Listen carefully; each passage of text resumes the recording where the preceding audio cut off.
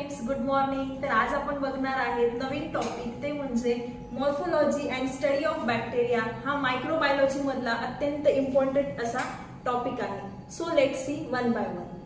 So firstly the introduction of the bacteria. Bacteria म्हणजे काय आहे? Bacteria it is a prokaryotic unicellular structure having no chlorophyll and this is the morphology and shape and the functions of the bacteria. So we let's see one by one.